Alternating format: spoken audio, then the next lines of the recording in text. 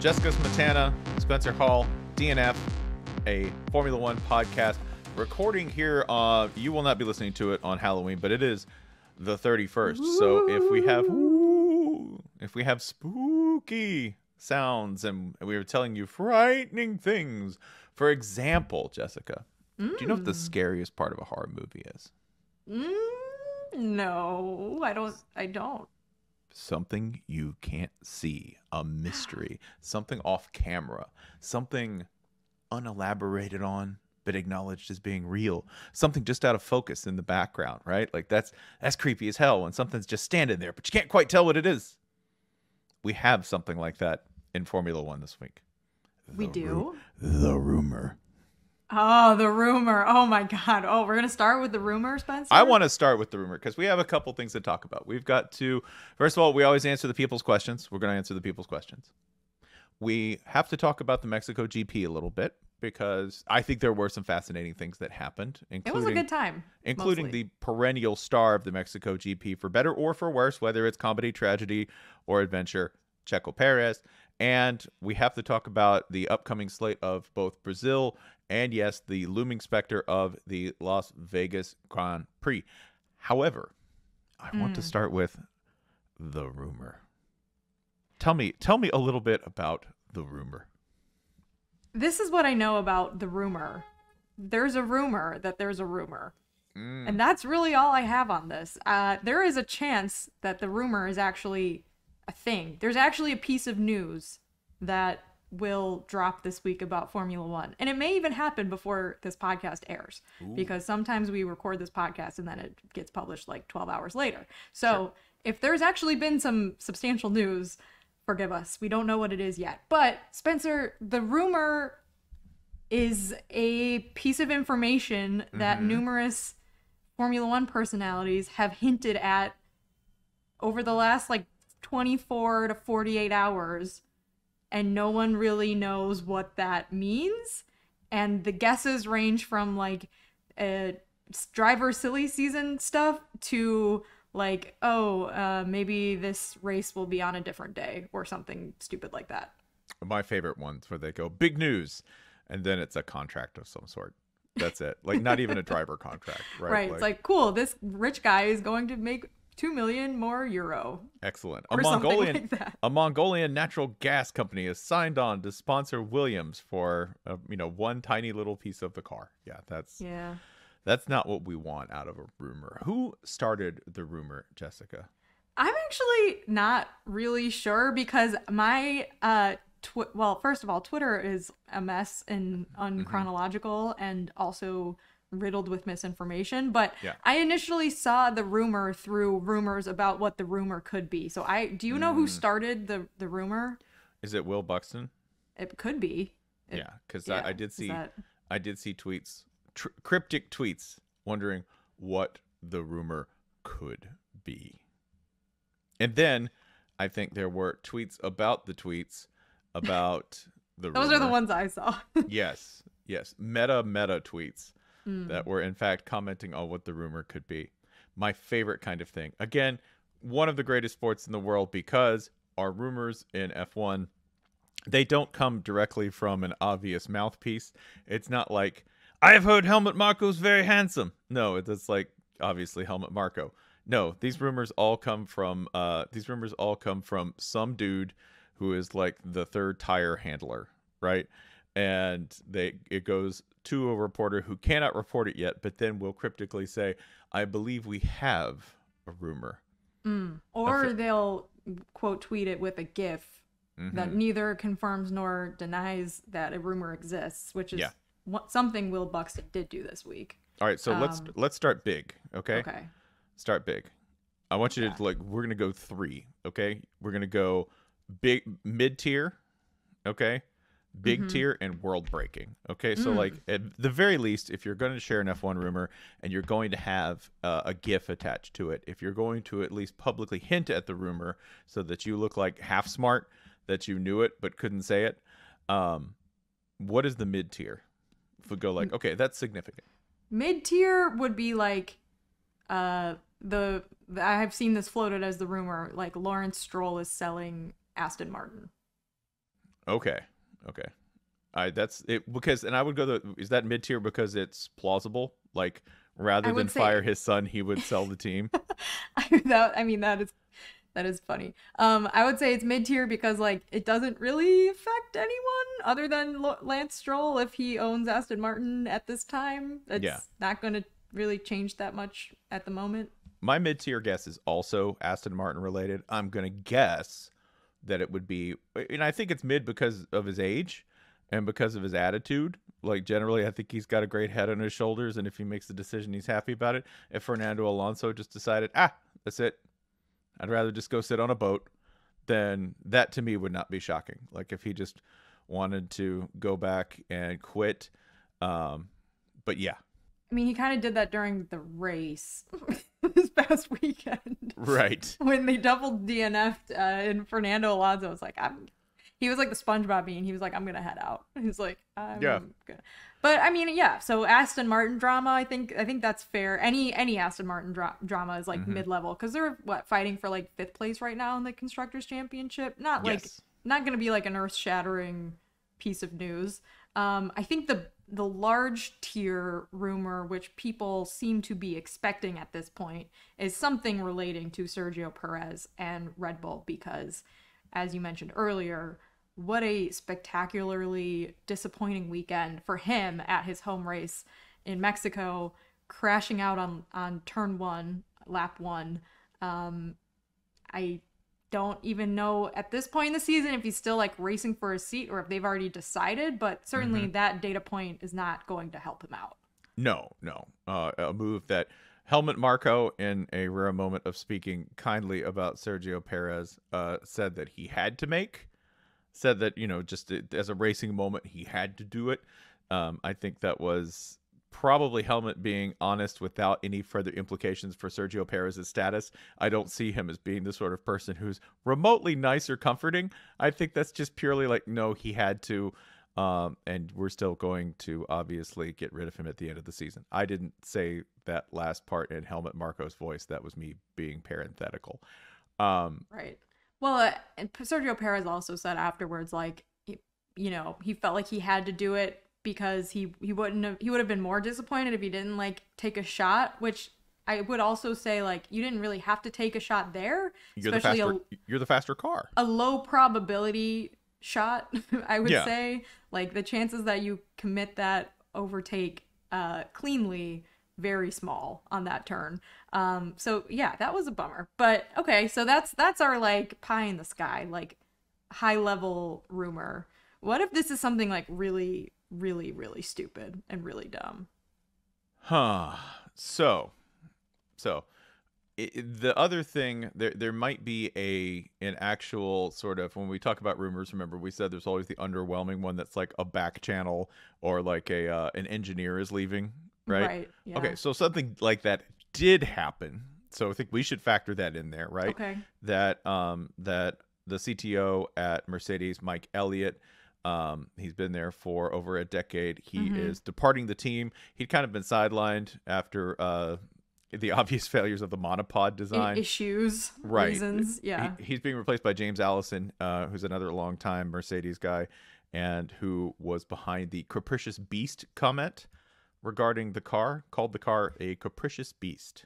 You also have to have 2 first names to work at Mercedes. That's true. Yes. That's true. I don't think that this is the rumor, although this is breaking news as we're recording this. This is not something that I think your average fan would be like, oh, that must be it. Although it's obviously very important if you follow the sport. This is like finding out your offensive coordinator has been let go. Right. All the gearheads are so mad right now. They're like, no! We live for engineer news. The gearheads don't listen to this podcast. Yeah, thank God. Do you want to talk for 45 minutes about tire deck? Go right ahead. Okay. If you do want to listen to that, Matt Trumpets on Twitter, he is your guy. That guy knows everything about tires. Like, he can talk your ear off about tires for days. And I do think it's interesting, but it is not my area of expertise, certainly. No, absolutely not. Another possible, like, I think we're on to big rumor now, not like earth cracking rumor. I would put in the big rumor, I think that would be I would go ahead and put like driver change at Red Bull, right? Yeah. That to me is like, that's big. And I think it would not be surprising, given a number of factors, for them to me, get rid of, like, go ahead and let Checo go. Yeah. Right? Because that storyline has not changed one whit. Everything that we've seen from them, from Checo to this point, has only continued and kind of, I think, hit a peak by crashing out at his home track at the Mexico GP. And replacing him with Ricciardo would be, I think, a really, really interesting move, because it's a move up for Danny, but not the kind of move where you go, he's not going to be happy being the number 2. He's older, he's wiser, he's probably in a spot, like, I think maybe above what he might get on the open market, if that makes any sense. Like, if you told me, oh yeah, he's the number 2 driver at Red Bull, if this was 6 years ago, I would have gone, well, of course, that's where he should be. Now I would be like, something happened. Something odd happened to put him number 2 at Red Bull. Yeah. So well, that's true. Yeah, that would be it. Yeah, and a lot of odd things. Have happened, especially like when he broke his wrist this year and came back and was like, "Hey, I'm gonna finish in the points in an AlphaTauri." That was odd. That did not see that coming, but good for him. I mean, I'm with you. That would be huge news.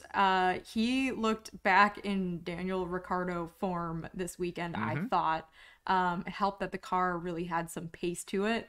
Because Yuki Tsunoda was also having a pretty good weekend until he got in some sort of brush up with Piastri, I believe. So not a bad weekend for Daniel Ricciardo. But when the season started and we talked about him joining Red Bull, we were saying that this, at least I was saying this, like, this is a really good vibes-based decision for Red Bull, because everyone thinks that they're the evil empire right now. They've gotten away with the cost cap debacle.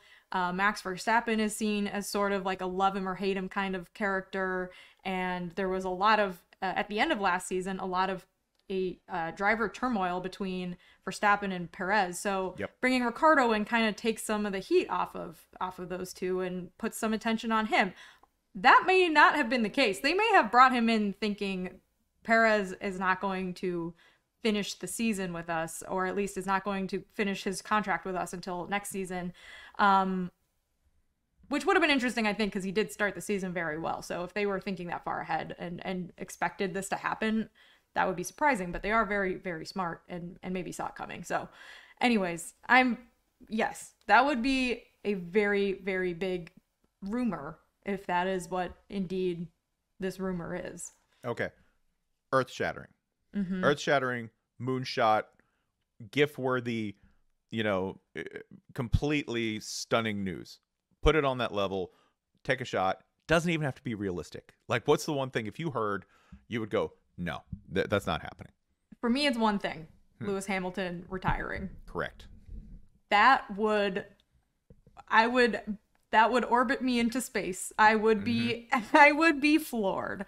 It wouldn't actually be that surprising, just given his age, and the fact that, like, he re-signed this year with Mercedes, but he is someone with a lot of other ambitions in life and interests and things that he wants to do. So like, it could happen. Anything, like Tom Brady retired like 6 times. Yep. And I wasn't surprised any of those times, and he ended up coming back, of course, but people at this age in sports tend to finish things when they want. And if, that's the case, sure. But it would absolutely floor me. So I will go one further, because Max Verstappen retiring? To focus on sim racing. Oh! Dead serious. This is someone who, now, if I had to pitch it to you and you're going, that's not possible, I would say you're absolutely correct. Right? You could be like, you are completely insane. I would go, yes, that is correct. But you already took mine, so I have to aim. I have to aim even further. Hey, I mean, he's been talking about being bored this season. We talked about it earlier this year. He's like, this is, Jan, I've won like 15. Wait, is it 15 or 17? I can't even remember. He's won so many races this season. He's bored. He wants to take a break. Maybe he'll come back. Maybe, maybe he'll change his mind. But right now he's leaving the team in great hands with Daniel Ricciardo. See? So yeah, like why not? That would be also plenty of other good drivers out there.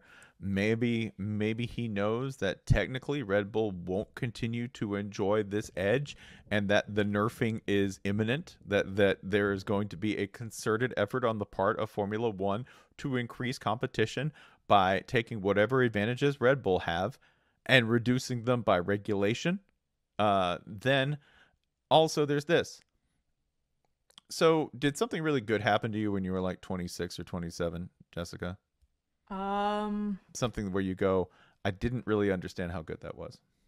Notre Dame beat Clemson. Okay. That's a good one. That's a good one. At the time, do you feel like you appreciate I was 26 and 27 during like peak COVID, Spencer, so no. Yes. But that was the best I could come up with. That's pretty good. No. That's good. That's good. Okay. So you didn't really understand how good that was, right? You knew it was good, but now you look back and go, that was better than I thought it was. Now, yeah. Imagine trying to understand real gratitude and perspective if you were a young Max Verstappen who'd known nothing but racing your whole life, and guess what?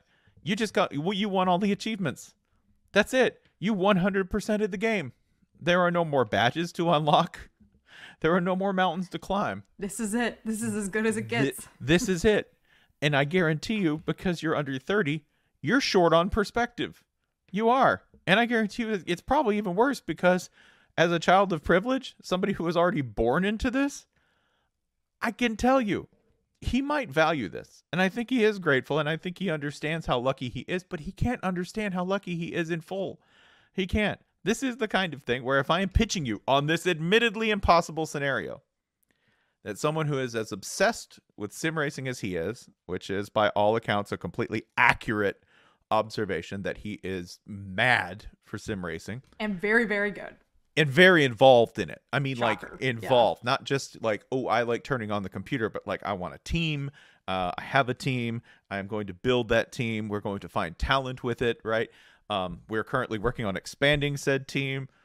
When you look at all of this and the money's come easy and you've won, 3 titles and you're ahead of everyone all the time in every single way, let me just say, the cure for that ennui might be to throw it all away for a year until you unretire and come back.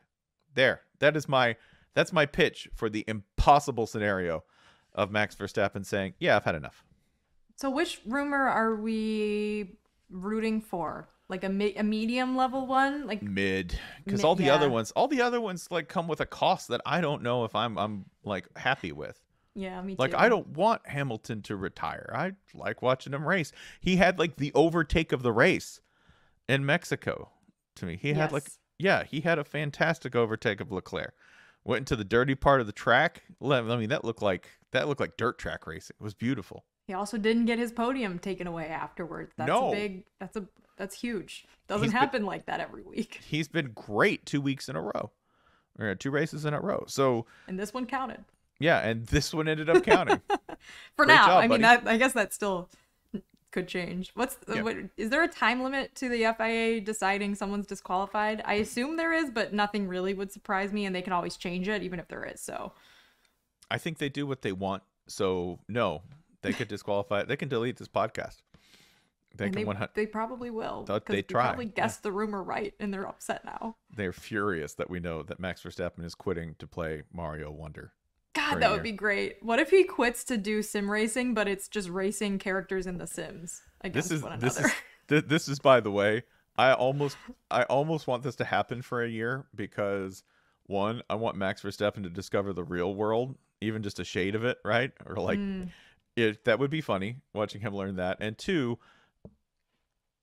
if you want to increase viewership, if you want to make it more competitive, I see a real easy 1-to-1 way to do it. It's just, Max Verstappen can't race next year. Too good. What's the reason, FIA? He's too good. He's just too good. Yeah. And that I always think about that thing that Formula One, their Instagram account put out that was like all the drivers holding a board that had like their favorite song and their favorite food and all this stuff. And his was beef carpaccio. Anyways, you made a comment about Max Verstappen joining the real world, and I just think of the fact that his favorite food is, I'm pretty sure it was beef carpaccio. Off the laughed. rip, just being like, yeah, beef carpaccio. Like, what? Yeah, not hot dog. Excuse me? Right? Not mac and cheese. Oh, man. I gotta find that because it was... Oh, I found it. Here it is. Ah, it's too blurry. Oh, tomato soup and beef carpaccio. My hype song is... And there's a dash drawn through it because he didn't have a hype song. Unless his favorite hype song is like some like DJ song. That's just a symbol. Yeah, that was one of my favorite pieces of Formula One content that has been made ever. That's absolutely beautiful. Tomato soup and beef carpaccio. Tomato soup and beef carpaccio. That's, yeah. That's You can eat a lot of beef carpaccio while you're sim racing. That's true. That's true. I know a lot of them are like extremely like basic boys, like good lads food. Like a lot of them are like, yeah, pizza, baby. Pizza. Yeah. Did we ever find out if Lando Norris got a breakfast taco? We did not actually. Yeah. I the way that the drivers took this prompt also, like Sergio Perez just wrote, my favorite food is Japanese, which is like very broad. Yeah. So, you know, maybe next time Formula One, be a little bit more specific. Cuisine. My favorite cuisine. Man. Anyways, Lando had a good drive after having a not so great qualifying this weekend. Driver of the day. So, can I give you my favorite bit of news about McLaren and discussing the superb day that Lando had, starting all the way in the back at P17 and going all the way to P5, which is a ludicrous jump for anybody but Max Verstappen. So Lando drove his ass off. And the best part is, scientifically, we're not sure why. Because McLaren doesn't even know why they've been so good. They don't. That's when asked about it, McLaren's engineers were like, we're not sure. They were like, we really shouldn't have been that good in Austin and Mexico City, but we've made something too good. We've made something so good we don't even understand it. You know, in fact, they're pretty much like Norris is like, I don't know, we've been doing so well that I'm guessing when Brazil comes up, we're gonna bomb because we're just on a heater and we don't know why. That's definitely good when you don't know why something worked and then you have to like continue to tinker with things and then something may go terribly wrong and you don't know how to undo that. This is the anti-Mercedes 2022 where they go, yes, we're doing so well. And it's baffling. We'll have to get in the tunnel. We'll have to, like, apparently that's just how good Norris and Piastri are, that they're defying the science of the engineers, that they're like, yeah, we project you at P8. And they're like, bang, bang. Sorry. Maybe they need to figure out what's wrong with their wind tunnel, a la Adrian Newey. We have a question here about Charles Leclerc, kind of piggybacking off of our Sergio Perez conversation. Sure. Thoughts on the crowd booing him during his interview and the increase of booing in general towards people at Formula One races. Spencer, last week you said Americans were going to boo. Should we just extend that to like all of North America? We're booers. So I need you to remember that the greatest crowds in the world, there's a collection of them. They're generally salted among the continents, but one of them, if you can get a very large sports crowd in Mexico, you're going to have an extremely into it crowd. Okay. Don't expect them to be passive. Don't expect them to just be positive. You cannot ask that. If you've seen the United States play at Estadio Azteca in Mexico City, you will know it sometimes involves bags of urine being thrown at people. Okay. It's a form of passion. Okay. I didn't say it was positive, but they care. They care a lot. If you listen to any heavy metal album recorded in Estadio Azteca, it instantly is the hardest shit you've ever heard because they care. And they're very, very loud. And they're very, very into it. Okay? They're not there to not participate. And what happened in this race? What happened? Charles Leclerc, to the eye of a partisan Mexico fan rooting on Checo Perez, Charles Leclerc, with his little Monegasque elbows, bumped their boy off the track. That's what happened. So yeah, they're going to boo. Of course they're going to boo. I don't know if it's a part of a larger epidemic of booing. I know that some people say that people since the pandemic have forgotten how to act in public. I do think generally that's true, but the booing may be a separate thing. The booing, I can trace the reason, right? I can take you from A to B there. You were indirectly responsible. Okay, I say indirectly because it's a racing situation, not a crashing situation. You're indirectly responsible for Checo being out of the race. Of course they're going to boo. And I'm going to say this. I don't blame them either because that's how fandom works. Yeah, it's not really rational. You can't ask it to be. And also, like, booing is mean, but it's not like... If it's just boos, it's not, like, really hurting anyone. Other than, like, probably Charles's feelings, which I do care about. I do care about. I hope he does. I hope he doesn't think everyone hates him. I hope DNF is widely recognized for we care about Charles' feelings. We really do. I don't want him to do that like sad guttural scream again. No. That was a bad time. That was the sound of a man learning about the world. We talked about Max needing to learn about the world. Charles found out this year. He knows. He has seen death. He has looked it in the eye. He has absolutely seen death and looked it in the eye in the form of, I need to win this race, and Mercedes is making race management calls for me. Regarding that moment, by the way, quote of the week was Fred Vassar had a Ferrari. Somebody said that the car said sandwich there, and Fred Vassar responded with, sandwich is a good word. Watching those three on TV, we were lucky it was not a panini for us.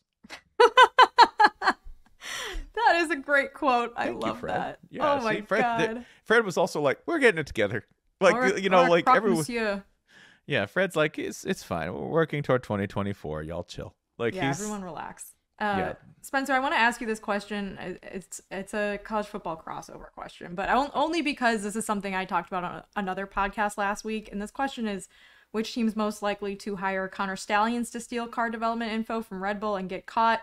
Connor Stalions is the quote-unquote low-level staffer at Michigan who has been caught electronically stealing signs from other teams and disseminating it to the rest of the Michigan staff, allegedly. Yes. This is something that's already like happened in Formula One a lot of times. This is like everyone's Connor Stalions. Resulting in the large, yeah, exactly. Connor Stalions needs to ask who he is in F1, not the other way around. He's so marketable for Formula One right now. Well, because F1 had the largest fine in sporting history regarding a scandal, an Intel scandal, right? Yeah. Who is he? I mean, to me, that would be Ferrari. The whole team, they're all little their little logo is a little Connor Stalions. Well, yeah, and he showed up. This assistant, in case you don't know, showed up on the sidelines at a game where he was not employed, and dressed up in the staffer's uniform of one team, and just infiltrated it. And was just walking around. And when I would think about something like that, I would think about like a Ferrari guy in fake mustache and a nose and the glasses, right? Like the costume, glasses, and mustache. So I would say Ferrari, because if Red Bull cheated like that, we'd never know. We would never find out. This is the problem with the entire operation at Michigan. They didn't do it sneaky enough. No, in fact, the guy who did it... A lot of other people are doing it too. The guy who did it was really kind of just like a status hound, like a clout monster. Just the kind of guy who... you went to a private school, so you know these people. They would do things like, my close personal friend, right? Like name drop like crazy. Obviously somebody who's always got their hand on the next rung of the ladder, right? I went to a kind of school where people were like, yeah, I got to make bail. As opposed to like the Connor Stalions of it all, where really prestige meant so much to him that he had to say what he had done. And to me, that would be like a very Ferrari thing, because it's all about the mystique, right? Like, I dream of one day ruling Ferrari, being in charge of this race team, of taking Fred Vassar's seat. You need somebody like that, somebody who you were scared of talented Mr. Ripleying somebody, right? That to me, that says Ferrari. Because again, Red Bull, we'd never know if they were cheating like that. Mercedes, they would do it in such a mechanistic fashion that you would, again, never know. And once you did, it would be like, well, this algorithm broke into our thing. It's not attached to a person. It's like the cryptocurrency of algorithms. It's just floating out there. We'll never be able to trace it, right? And if Williams did it, it would be like, yeah, they walked in and took a briefcase, and we have it on video. Oh, but the video camera was broken, so we actually can't watch it back. But then no, with Williams, it would be like, yeah, he took it, but then he tripped and he fell in a drainage ditch, and he got really wet. Who would steal Williams's plans? I guess they'd be stealing on behalf of Williams. Yeah, you need a team that was so paranoid. Mercedes. Yeah. Mercedes would steal Williams' plans. Just to see if they were doing it better. If Red Bull did it, the FIA would just be like, that's legal now. So it's fine. That's no now issues. That's now Red Bull law. Signed, Judge Christian Horner. But Lewis Hamilton cannot do it. Just kidding. I am showing my bias. Could Max Verstappen win at Interlagos starting from the pit lane? Yes. Next question. Yeah. Where the answer in 2023 when we look back on it is where couldn't he win from? Yeah. Could Max Verstappen? Yes, he could win. Yes. Also from there. Yeah. Yes. With 3 tires. Yes. No steering wheel. Yes. Yeah. Both of his eyes closed. Yes. Yeah. Driving backwards. The engineers looking at projections going, well, you're starting from the pit lane and you got distracted and looked at a bird and didn't get a start for another 3 seconds, and we still have you projected P1 by lap 15. Yeah. Good times. What a season. Spencer, there's 3 races left. We have Brazil next weekend, the last of this like triple header. Then we have a week off, and then we have the Vegas race. We talked last week about the Vegas race, prices coming down, expectations kind of still high, but maybe not as high given the fan interest and also the TV timing and all of those things. Then we have Abu Dhabi season finale.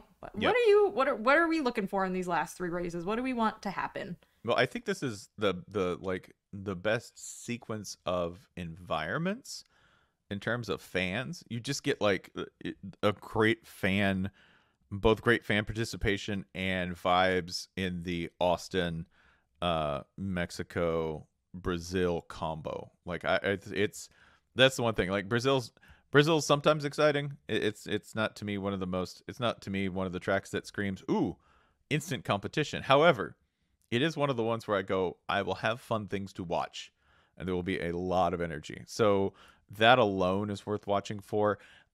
Vegas is, of course, the great experiment, just to see how they do it and what it looks like and how it's going to race. It's going to be super fast. It's not a whole lot of corners on this. It is a city course. It is going to be interesting, just even what it looks like, because remember your understanding of Vegas. Here are the Bellagio fountains, and here's a clear shot to the Bellagio fountains. That doesn't happen right now because there's a big row of stands in front of a good chunk of them, right? It'll be interesting for me to see like what Vegas thinks of the race, because I know it has been, like every large race taking over the middle of a city, it's been an inconvenience for the locals. So I'm interested to see what the reception is. And I'm also interested to see if they get everything done, because I have heard the paddock is a work in progress still. And then Vegas is hosting a Super Bowl like 2.5 months after that. So they're going to have to like take everything down again. It's going to be crazy time, Spencer. There's still a big race for like the 2nd, 3rd, 4th position right now. Mercedes, Ferrari, and McLaren in that order are behind Red Bull in the Constructors' Championship. So a lot to see there. This was a terrible weekend for Haas in that one of their cars was on fire midway through the race. That's not good. That's not good. For those of you who are novices to the sport, I just want to confirm it's bad when the car's on fire. Right now they're in 10th place. Probably will stay there at the end of the season, but a bit of a competition between 8th and 9th with AlphaTauri and Alfa Romeo. So a lot to watch in the last 3 races. I'm excited for it, and I'm excited to hear your dispatches from Las Vegas. Yeah, if you want to know the rumor is that I'm going to be in Las Vegas. Ooh. Yeah, ooh, doing some stuff for ESPN. Ooh. I really hope that I hope if there is an actual rumor, our podcast comes out first, because that's going to be upsetting if we don't actually get to talk about it. Yeah. Yeah, I would love it if we're right. If we're right about something, just for the come up, just for people being like, "Oh my God, do you know who had it right? These people. They totally had it right." I'm with you. All right. Well, we'll see everyone after Brazil. Absolutely. Next, 2 more pods this season. 3 more pods. Sorry. 3 more pods. Thanks, y'all. 1 more pod than Mercedes has right now.